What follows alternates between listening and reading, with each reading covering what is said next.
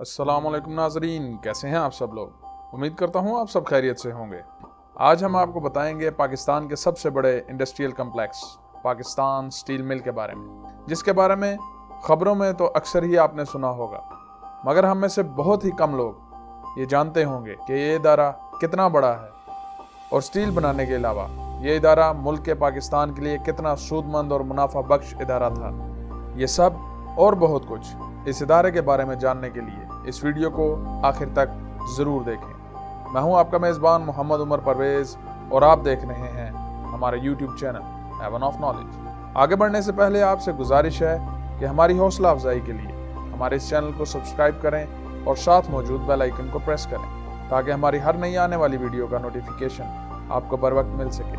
1947 क़याम पाकिस्तान के बाद वज़ीर आज़म लियाकत अली ख़ान को मुकामी तौर पर लोहे और स्टील या फौलाद की पैदावार की अहमियत का अंदाज़ा हो चुका था, क्योंकि बैरून मुल्क से ये सब दरामद करने की वजह से मुल्की ख़जाने पर बोझ बढ़ता जा रहा था। इब्तदाई तौर पर council of scientific and industrial research के इदारे ने इस मंसूबे पर रिसर्च का आगाज़ किया और एक मरबूत 5 साला मंसूबा पेश किया।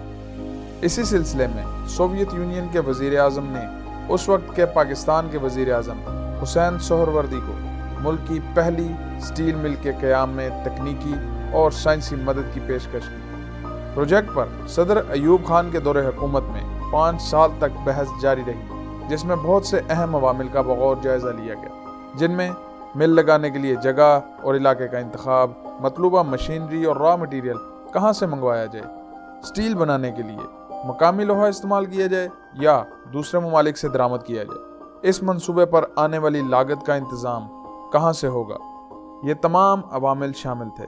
यहाँ एक और अहम बात आपके इल्म में लाते चलें।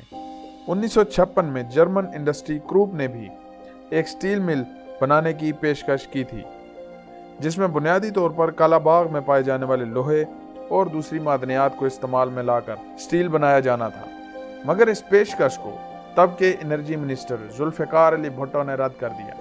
इसी तरह एक और जर्मन कंपनी सॉल्स गेटर एजी ने 1967 में कालाबाग स्टील मिल की बुनियाद रखने की पेशकश की, जो सालाना 8 मिलियन टन स्टील बनाने की अहलियत रखती, मगर यह मंसूबा भी सियासत की नज़र हो गया। बिलाखिर 20 साल की स्टडी और पॉलिसी डेवलपमेंट के बाद सदर जनरल याहिया खान ने PCSIR की सिफारिशात की मंजूरी दे दी और पाकिस्तान स्टील मिल की बुनियाद 30 दिसंबर 1973 को वज़ीर आज़म जुल्फ़िकार अली भुट्टो ने रखी, जिसकी तामीर पर उस वक्त 25 अरब लागत आई थी। मंसूबा मुकम्मल होने पर इसका बाकायदा इफ्तिताह 15 जनवरी 1985 को सदर जनरल ज़ियाउल हक ने किया। पाकिस्तान स्टील मिल का कुल रकबा 18,600 एकड़ है, जिसमें से 10,390 एकड़ पर मेन प्लांट्स नस्ब हैं, जबकि 8,070 एकड़ पर मुलाजमीन के लिए रिहायशी कॉलोनीज और 200 एकड़ पर पानी का ज़ख़ीरा मौजूद है। पाकिस्तान स्टील मिल ने स्टील बनाने के अलावा भी इस मुल्क के लिए बहुत अहम काम सर अंजाम दिए। पाकिस्तान स्टील मिल के प्लान में इस बात का ख़ास ख्याल रखा गया था कि ये किसी भी तरह मुल्की ख़जाने पर बोझ न बने, जिसके लिए इस प्लान में 110 मेगावाट थर्मल पावर प्लांट का मंसूबा भी शामिल किया गया, जो कि स्टील मिल के मुख्तलिफ शोबों में पैदा होने वाली हीट को इस्तेमाल में लाकर बिजली पैदा करता था, जिससे मिल और उसकी कॉलोनीज के लिए दरकार बिजली बनाई जाती थी और बच जाने वाली बिजली को KSE को फ़रोख्त किया जाता था। थर्मल पावर प्लांट के साथ साथ पाकिस्तान स्टील मिल में एक ऑक्सीजन प्लांट भी लगाया गया, जो रोज़ाना की बुनियाद पर 15 से 20 हज़ार क्यूबिक फिट गैस पैदा करता था। अगर ये मिल आज भी वर्किंग में होती तो कोविड-19 की वजह से दरपेश ऑक्सीजन की किल्लत का सामना न करना पड़ता। वैसे भी स्टील मिल बच जाने वाली ऑक्सीजन कराची के सरकारी अस्पतालों को मुफ्त देती थी। इसके साथ साथ पाकिस्तान स्टील मिल का अपना ट्रांसपोर्ट डिपार्टमेंट था, जिसमें 850 के करीब बसेस, लोडिंग डंपर और बुलडोजर्स शामिल थे। पाकिस्तान स्टील मिल का अपने मुलाजमीन और उनके बच्चों की तालीम और तरबियत के लिए भी एक मरबूत निज़ाम मौजूद है। इसमें स्कूल्स, कॉलेजेस और टेक्निकल इंस्टीट्यूट्स शामिल हैं। इतना बड़ा निज़ाम होने के बावजूद स्टील मिल के नाकाम होने की बहुत सी वजूहात हैं, जिनमें सबसे पहली वजह पाकिस्तान स्टील मिल के मंसूबे का मुकम्मल ना होना है।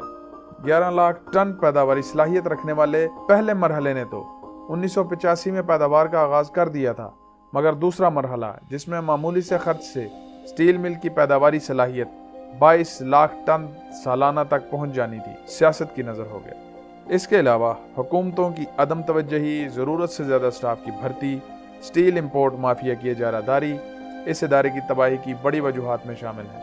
मुशर्रफ दौर में पाकिस्तान के सबसे बड़े इंडस्ट्रियल कम्प्लेक्स को फ़रोख्त करने की कोशिश की गई, जिसे सुप्रीम कोर्ट ऑफ पाकिस्तान के हुक्म पर रोकना पड़ा।